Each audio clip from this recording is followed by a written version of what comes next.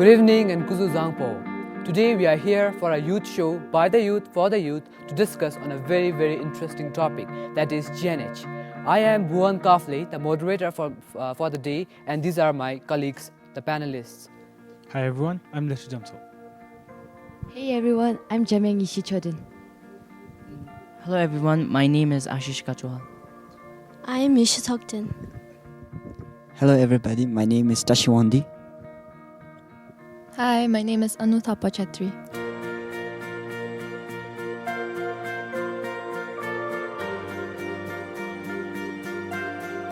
Thank you so much. Now to begin with, I would like to quote Mahatma Gandhi. I quote, "Happiness is when what you think, what you say and what you are in harmony." I unquote.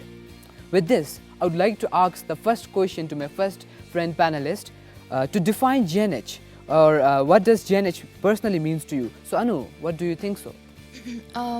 GNH to me is not a straight line single definition. It's not, to me it's not a balance. It is, but not so much a balance between materialistic and spiritual development. To me, GNH is at certain levels. So it starts with me, that is as an individual. Then it goes to the family, the home, and so on. That is GNH to me. Well, thank you so much for your beautiful opinion. What do you think, Leto, is GNH? From my point of view, GNH is about being happy, but as GNH, as we talk about a country, is not about that all of the people should be like smiling 24/7. It's about having a family, to love, shelter, to where we can sleep at night and feel safe, and to have sufficient food. I used to think that GNH was some very big philosophy, only the learned people could practice. But now that I realize that it's nothing complex, it's just helping others and ourselves in such a way that both the sides are happy. And I believe that happiness is only real when it is shared. Well, thank you very much, Ashish. If I give a broader comment on what GNH actually is, it is defined as the balance between a materialistic and spiritual development. But personally, I also used to think that GNH was a really complex and a sophisticated philosophy introduced in our country. But now what I perceive of GNH is actually having a good relationship, an understanding relationship between a king and a citizen, a very good and understanding relationship between a parent and his son, and a very well-worded relationship between a teacher and his students. Well, thank you so much. Let me hear Isha's opinion. I would like to add on to my colleagues what they shared here. I totally agree with them. GNH to me, if I were to give or put GNH in a formula, I would put it in something like GNH equals to sum total of GPH, that's gross personal happiness.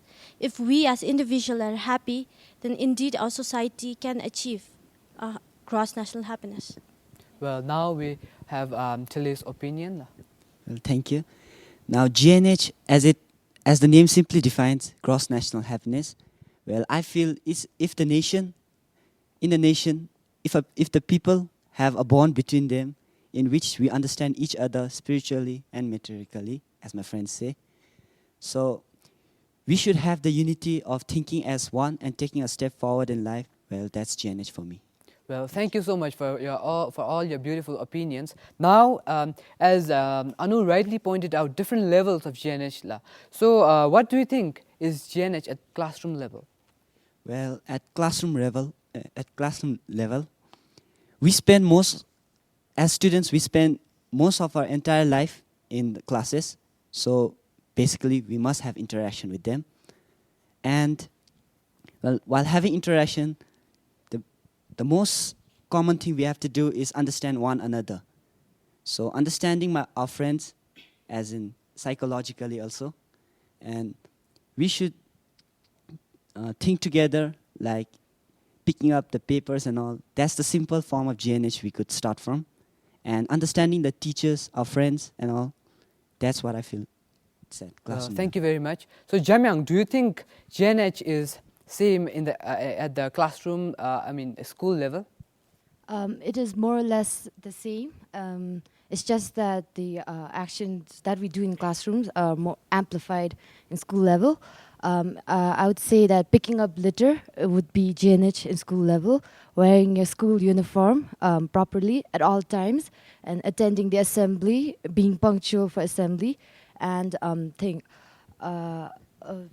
helping out our teachers, and SUPWs, and making friends with our housemates and all. That would Well, be thank you so GNH. much. I want to add on Jamyang's point. I totally agree with her. GNH at school level, here the principal, basically the principal as well as the teachers does play a really important role. There should be transparency on how a principal treats his teacher and how the teacher treats his student, right? So GNH at school level, helping, just like she mentioned, helping one another and making friends, developing a mutual understanding between one another. This is a simple GNH that can be achieved with our own attitudes. Well, thank you so much. Now, Anu, what do you think is GNH at home level? GNH to me at home level, I think when you and your parents have a good relationship, firstly, and sometimes because many people come, not many, but some people come from broken families. I think when, even if you are from broken families, even if they can still continue to have a good relationship with their child, that is GNH. And when when you have your siblings, when you have your family, and that is GNH to me at home level. Well, thank you so much. Now let's move on to a larger scale and let's talk about GNH at community level. So what do you think is GNH at community level, Leto? Well, GNH at community level would be like having cooperation amongst the communities, people in a community. Knowing each other would be the first and foremost thing, and knowing their classes level. Like the rich could help the poor with the financial things and all. They could support each other, and like they could cooperate and organize clean campaigns and stuff, and they could clean their own surroundings. Like they could work hand in hand, and I think that's GNH at community level. Well, thank you so much. Now let's wind up all these levels and talk about GNH as a whole. So Ashish, what do you have to say on it?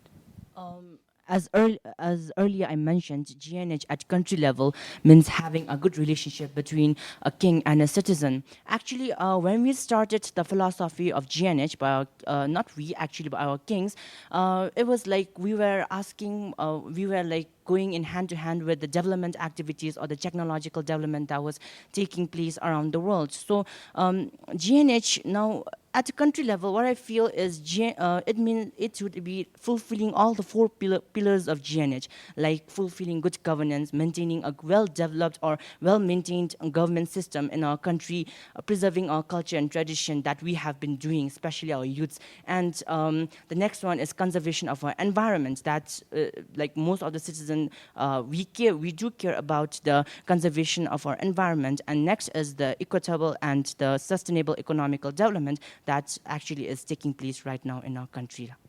Well, thank you very much. Now let's talk about the existence of GNH in our country, right? So, Tile, do you really think GNH exists in our country? Well, GNH, it does exist, but I feel it's only for some people in Bhutan, because speaking from personal experience, just yesterday, while in the Chorten, while going for Wang, I saw an tissue paper was thrown on the ground, and I saw many people walking by. They saw the tissue, but then none of them bothered to pick it up. And then after some time, an old lady came and then picked it up, and she asked anybody if it belonged to them. And then she picked it up and went to the dustbin and threw it. So that's basically GNH. And speaking again of personal experience, like the Wang in yesterday, we had in Yanchifu, and today morning while walking to school, I was shocked to see a lot of litter thrown around the ground. Well, if people had a common sense about GNH, they would have had the responsibility of picking up what they had thrown. So GNH, even though it exists, it's at a growing state for me. Well, Ashish, do you think it is the same? Do you believe there is GNH in our country? Does it exist? I'd like to agree with Tashi. I'd like to give the same example as Tashi.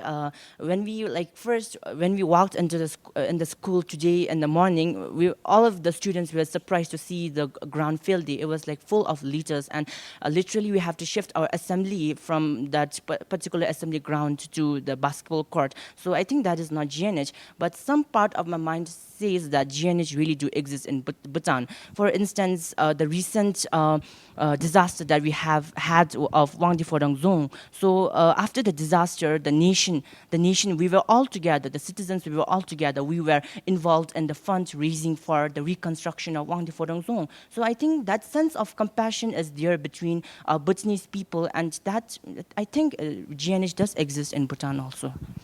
But Well, I would like to oppose Ashish on this note that GNH, we have GNH in our country.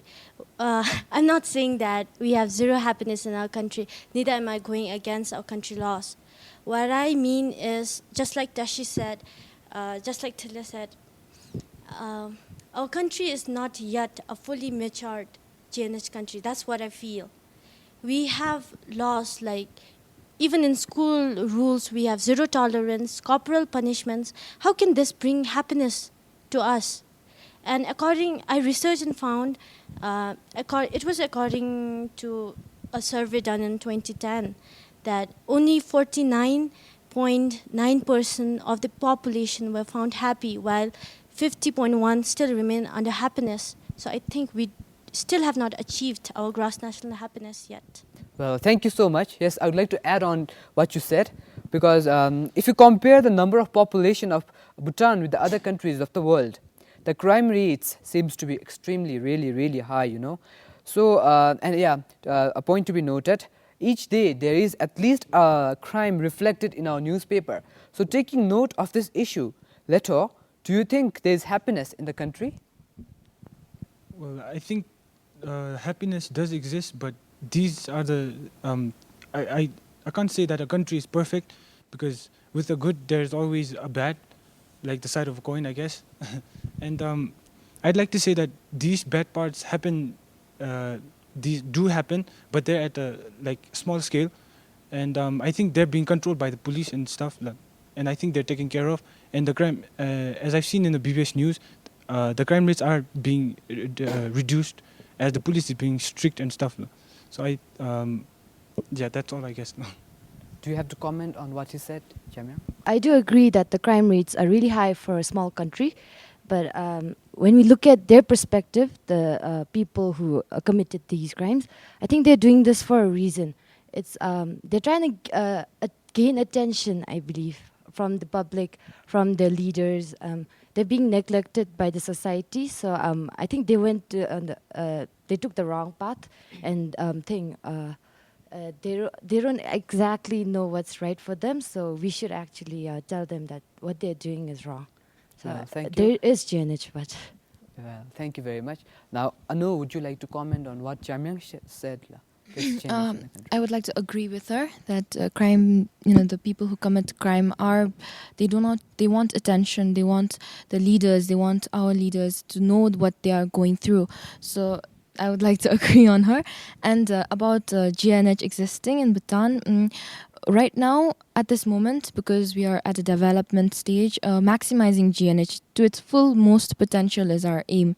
So, and right now, because we haven't maximized it yet. So you have many factors, like Yisha Tokten said. So you also have poverty in it. Well, I'd like to disagree with both of them. No offense. I'd just like to say that we can make an appeal to our kings and stuff by not doing these stuff, but I think these are bad ways, and there are good ways also through which we can express ourselves. Like we could, there are people who get scholarships through golf tournaments and stuff. They are very good at golf, so they get scholarships and stuff. Like my friend in school. So there are lots of other good ways which we can do to express ourselves, like maybe basketball, maybe football, cricket. So I think there are good ways and stuff, and I think we shouldn't follow the bad deeds like stealing and stuff to express ourselves. Well, thank you so much. Would you like to add on to him, or do you have to say?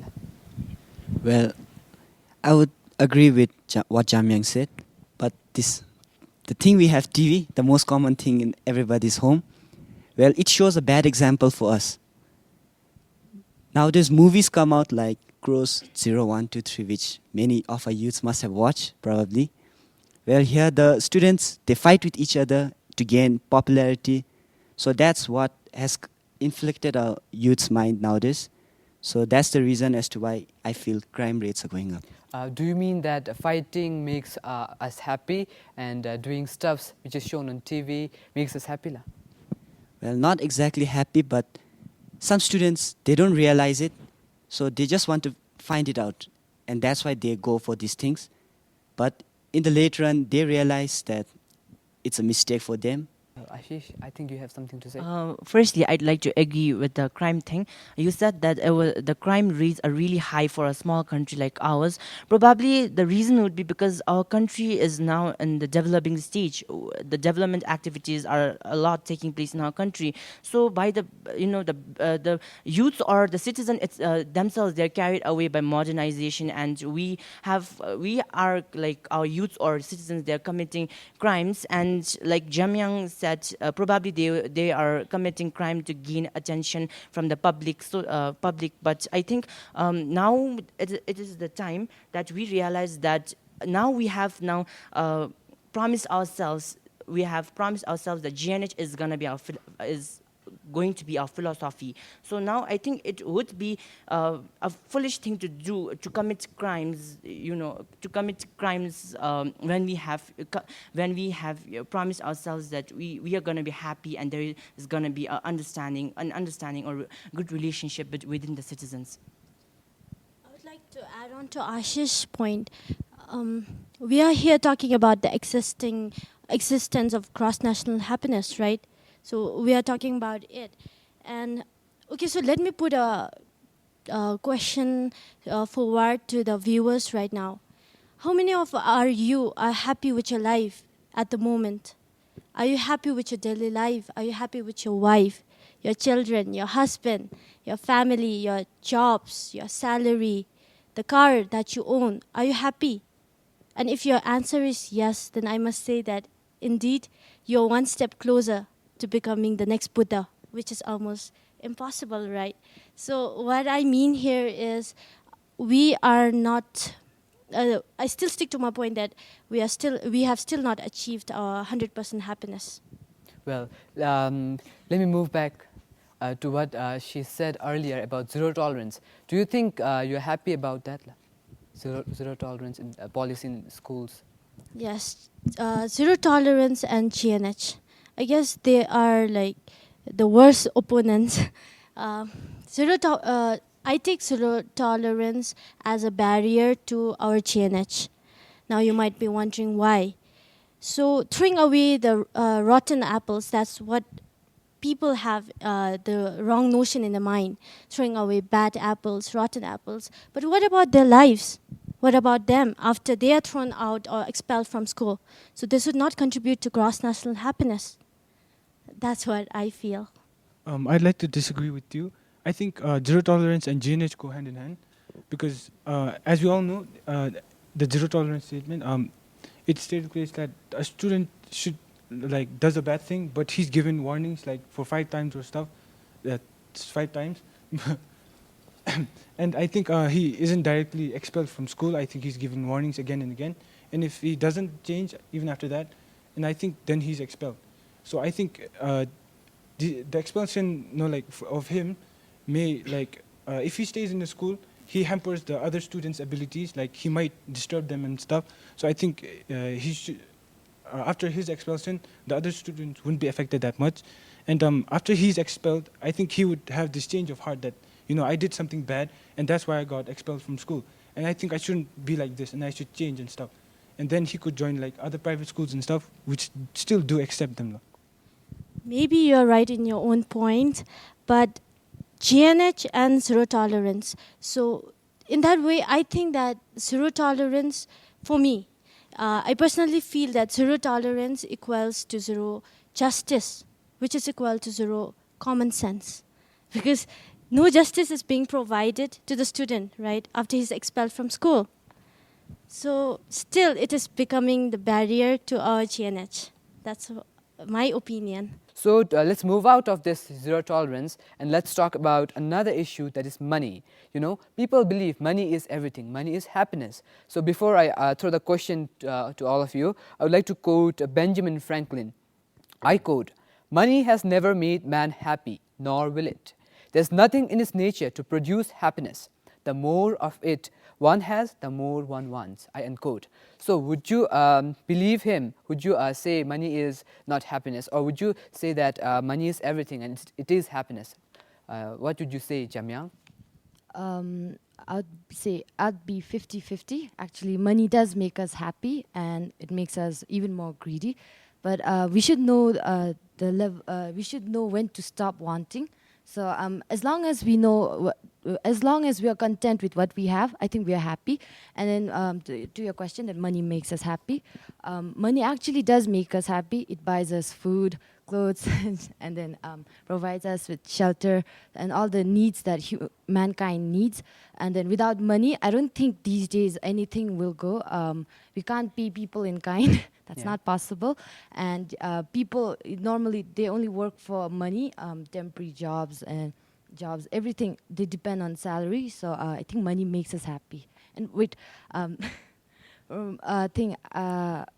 last time I was walking down the road and then I saw a little girl crying, and then she was being comforted by her older sister, I believe.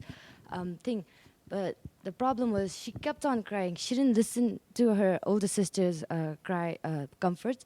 The older sister, she didn't know what to do.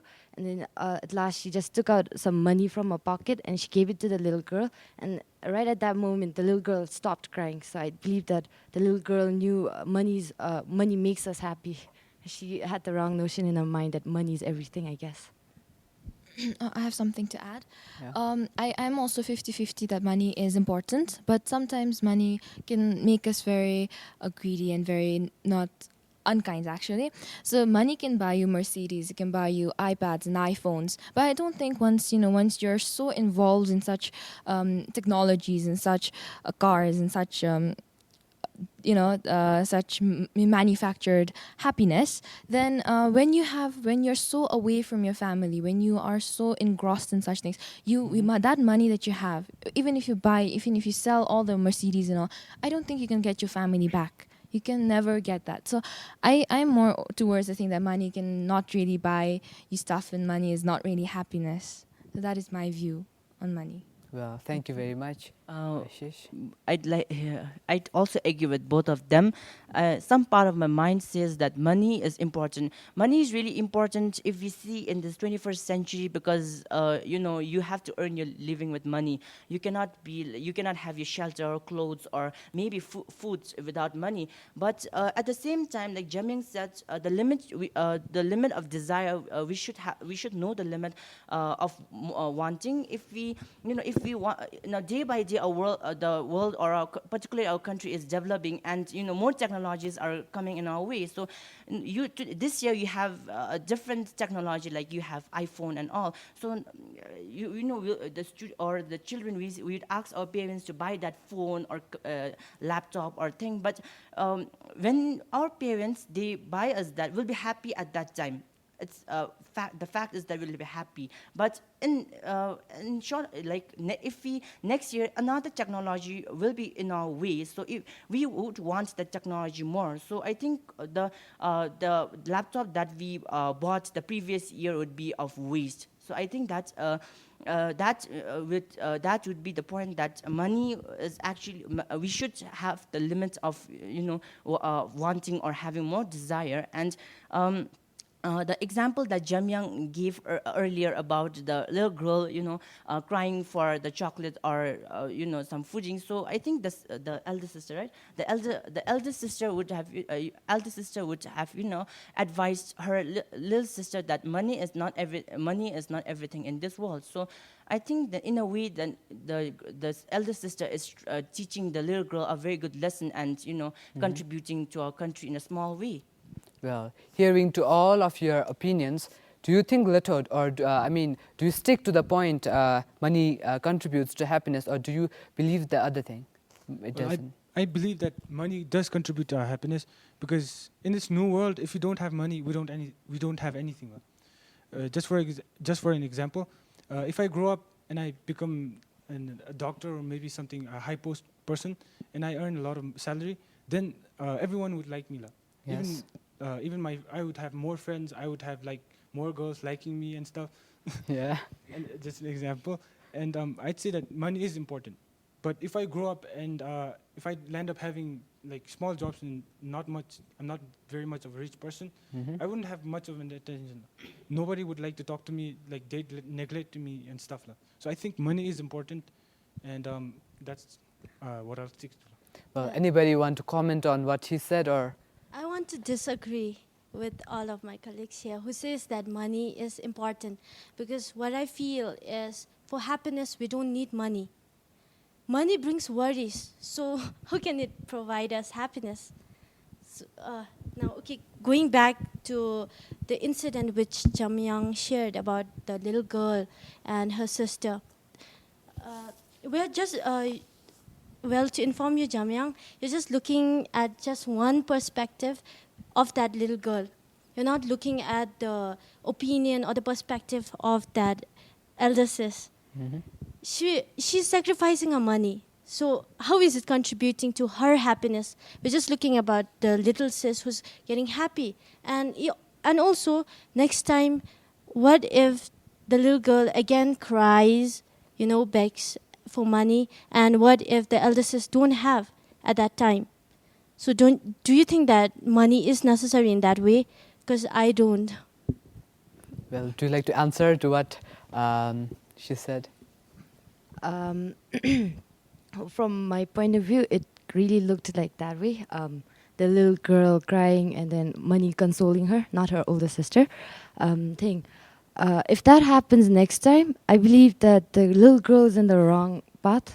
We should, the older sister, it's her responsibility. She should tell her, the little girls, it's wrong to ask for money again and again. Yeah. And even if the older sister doesn't have money to comfort her, she can always give her her love as a comfort. And then I say that when we don't have money, it's not the end of the world. Just because we don't have the latest phone, the laptop, car, it's not exactly that people will stop liking us, like you said, Leto. People will still like you for who you are. They'll judge your character, not your status or how much wealth you have. And then I also believe that a person who is judged by his character, that person is actually quite happy, he's content. And happiness and contentment, they're relative word. So as long as you have enough money to feed yourself, have a nice warm bed, and support your family, I think that's happiness. It's not that, I'm not trying to say that money, we need lots of money for happiness. I mean that just have enough money so you can you can live on with your life, move on. I have something to say. It's actually to disagree with Laton. When he said that you have money, I get status, I get girls, I get everything else. But I Yeah. think it'll be like Midas, an old fable where the king had a golden touch and he lost his daughter to the golden statue that he made. So I think you'd also be like that. That's all. Like in the future on, you'd be so happy with that momentary happiness with your golden touch. And about when you have your family with you, when you have as Jamek said, enough money to eat, enough money to enough clothes to wear, enough you have everything at that certain limit of enough. I think that will make us happy. So that's what I wanted to say. As a stand, I would like to ask you all, how did you buy all your Kiras, all your watches, shoes, and stuff. Money, right? So I'd like to say that without money, you can't even go to school. La. If you didn't have enough money, you'd be out in the streets begging like beggars. La. So I think money is very important, and I think we shouldn't be neglecting that. Like Leto said, money is important in our life because we have to earn our living. We have to, have food, clothes, shelters, and everything. But having status, having high, proportionality in a society, having power, having wealth is not everything. People won't judge you with that. Your parents won't judge you with your money, or you have your land, or you have your mobiles and all. Your parents will love you every time. That money, from that perspective, money is not really important. So like Jaming said, there should be a balance between, we should not want more money, but we should have that enough, that word enough should be there in our money, in our the daily lives about money, and we are happy then. Okay, now let's move on from money. What I got from what you said is like money is important as well as it is not important, right? It contributes to happiness to a certain extent, but it is not at all happiness as a whole, right? So to move on with, let's discuss about GNH awareness in our country, okay?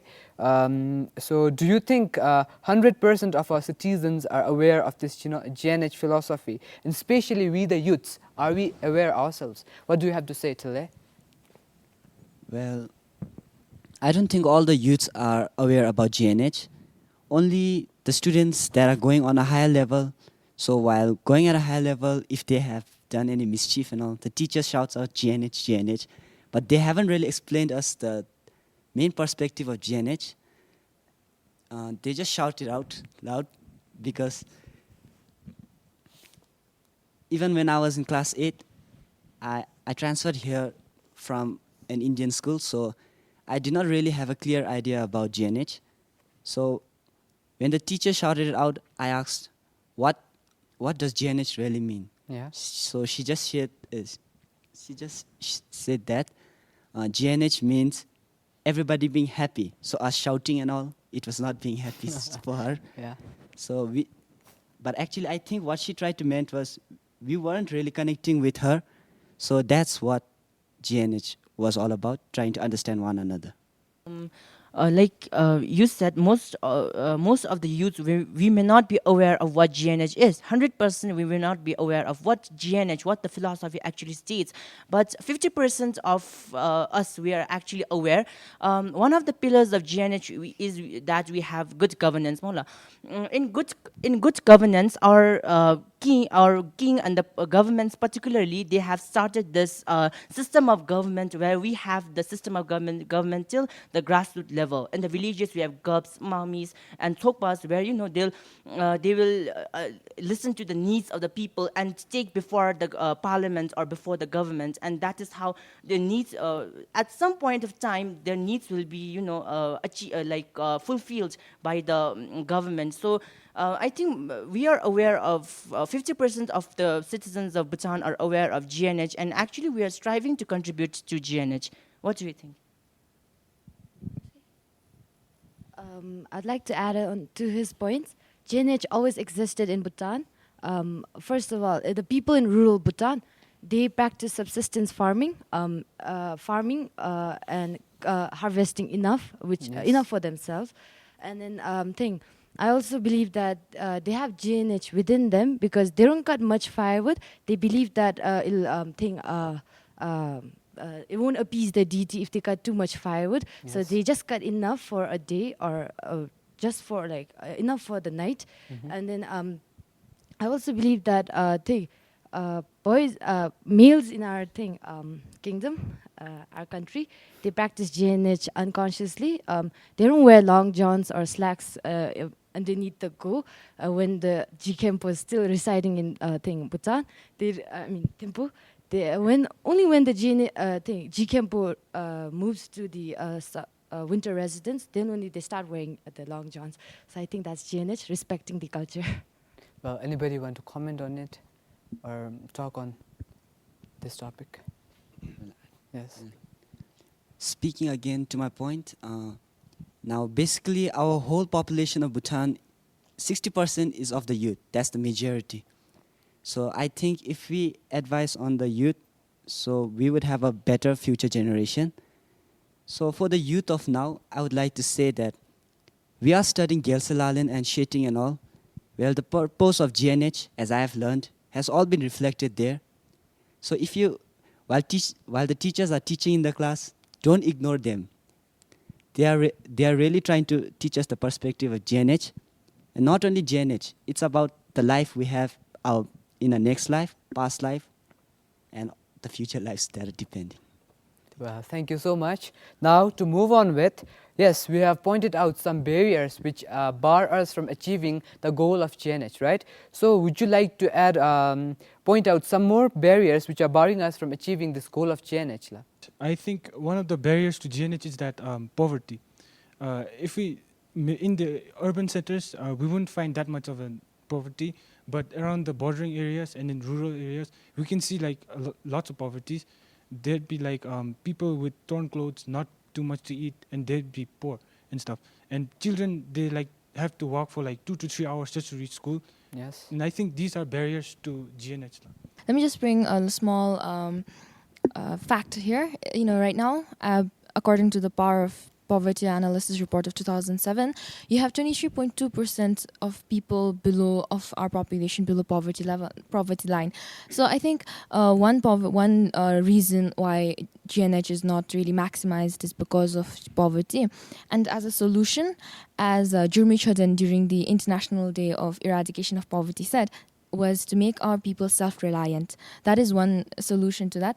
And the second barrier that I have in mind is resource.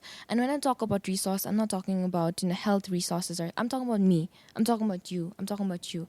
So I am a resource because I am not, I can do wonders. I can reach stars. So I am a resource. So why don't we have Einsteins? Why don't we have Justin Biebers? Why don't we have Terence Lewis's in Bhutan? It's because we haven't really used our potential, our resource to the fullest. So I think we should really work on, number one, being self-reliant, helping each other, working together, and number two must be that we should use our potential. We should search, we should find out our potential, and we should work on it. That is what I feel. I'd like to add one barrier. One of the theory or philosophy that we have within GNH is a sense of voluntarism, and when we ask the people around and say, "What does GNH mean to you?" then everyone will be, "Look around you, everybody's smiling. That is GNH." Actually, that is not GNH. If you see in a community level, when we have a lot of volunteering campaigns and all, people, they would step back. They would think of themselves, the selfish word I. And even in the schools, when we have this cleaning campaign to, or donating something, cleaning for the society, for the country, then students, all of the students, maximum students, we step back. Only those who are willing to contribute to the country, they would move forward and say, yes, we'd like to help in this campaign and contribute to our country. Yes. So I think the lack of voluntarism is one important, barriers that bar us from achieving GNH. If we appreciate the work done by the king to us, then why can't we do something for our country, our king especially?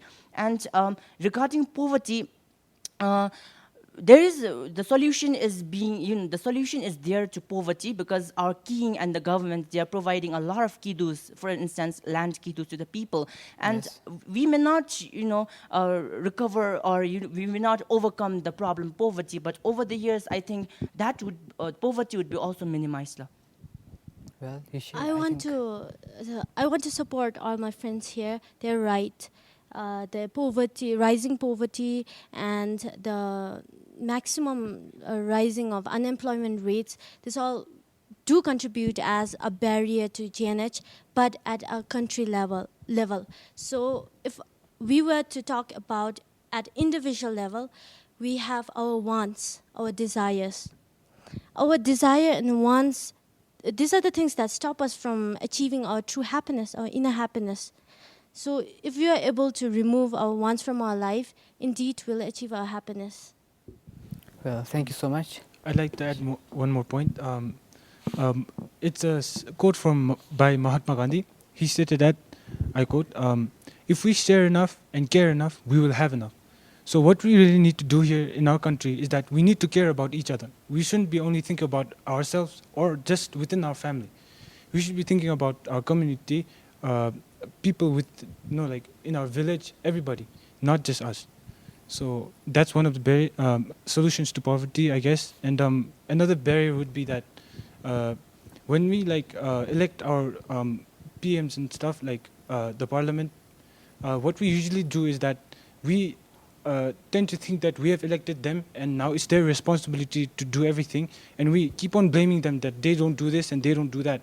But what I feel is that we should also help them. Just PM alone, he can't do anything. I think. Yes. What we need to do is we need to cooperate with our PM, and we need to work hand in hand. Then only our country can grow and become the best. Well, now we'll have one last barrier to be discussed, and then we'll move on to the solutions to these barriers. I would say the one of the biggest barrier is the attitude and the ignorance of us Bhutanese as general. Many of us think that GNH is not important. We know what GNH is, but we don't exactly emphasize why we should practice GNH in our society. Yes. The ignorance in Bhutanese people. They think that just because there is someone else to do it, they leave it for the other people. They keep saying, let's do it tomorrow, let's do it tomorrow, and then tomorrow never comes.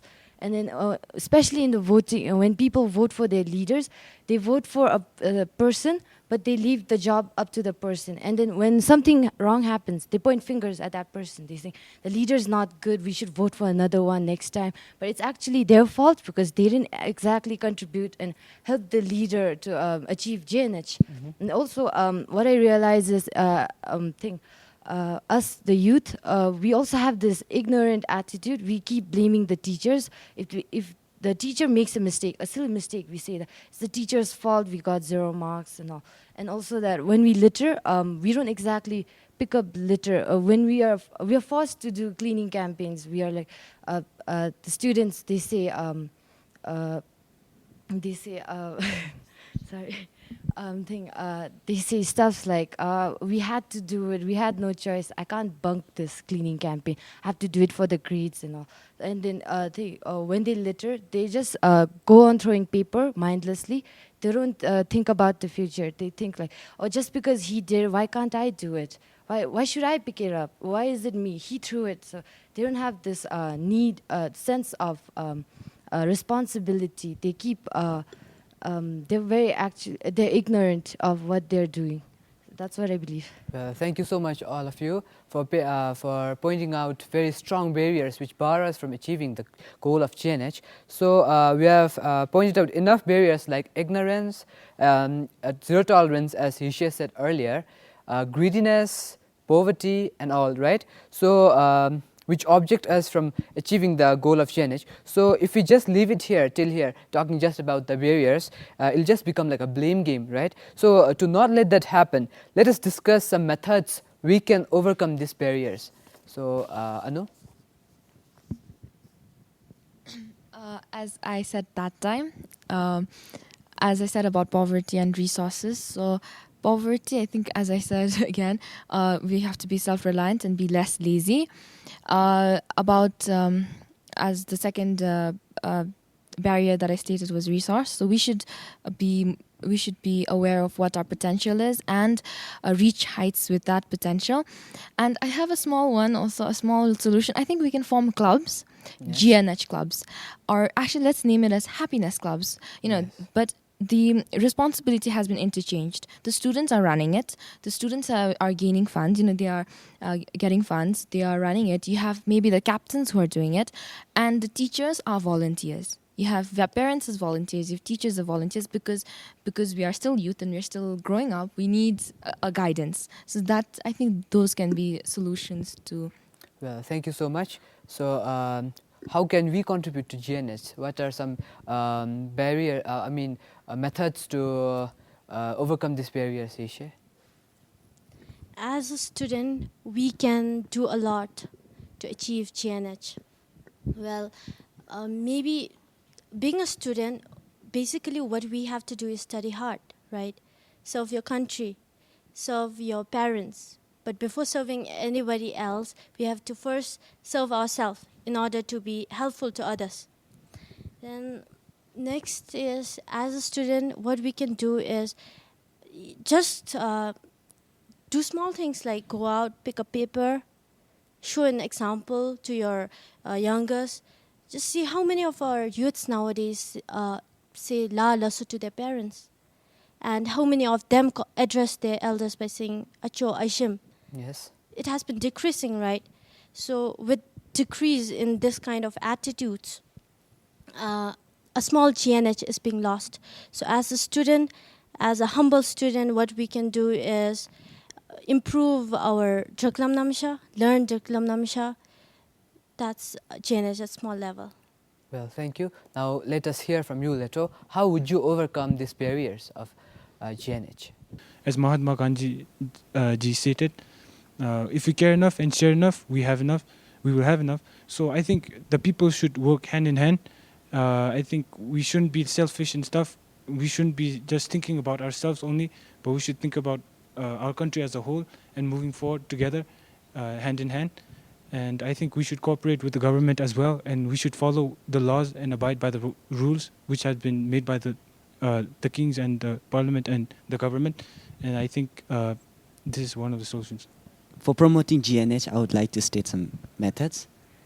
In fact, we are already improvising on it, because this year we had a GNH campaign in our school, and I'd say that was very helpful in helping me understand what GNH really is. It was very good, but mainly it's the innocency of our youth that we don't actually know what GNH is. So if at a tender age, like when we are really young, that time they could start teaching us GNH from a very small level. Like first it's happiness. Then what is the true basis of happiness? That all. So as we grow up, we would have a better definition of GNH, and we would have a strong opinion on it. Well, thank you, Ashish. I think you have something to say. First thing, the methods or the solution to promoting GNH or achieving GNH would be avoiding a lot of desires. Like I mentioned earlier about the our government system taken down to the grassroots level in our remote villages and all.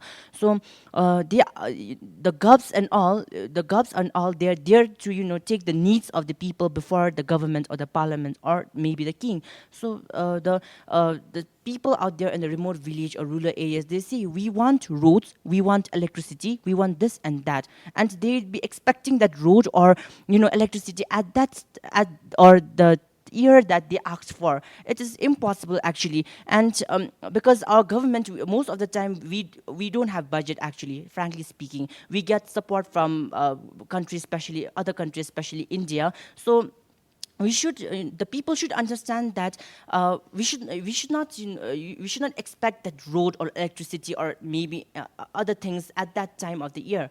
It'll come. The developments would come slowly. And like our friends said earlier, they would point to the GUB and say that GUB has done nothing to us. And recently in the BBS also we have been having a lot of news. When people they're aggressively saying that our GUB has not done this thing.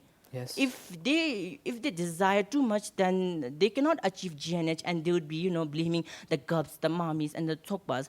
And the second method I'd like to add is if we think well, if we be practical in life, and from this in a small part of your heart has this motto that you're gonna strive and be determined to promote GNH, like a student being a disciplined student, not coming to school doing indisciplined manner, at the same time not coming to school and studying. So if you be a disciplined boy, then you're contributing to GNH. Then as a citizen, if you're appreciating the work of a king and you're doing something for him, then that is GNH. So I think we might achieve GNH 100%.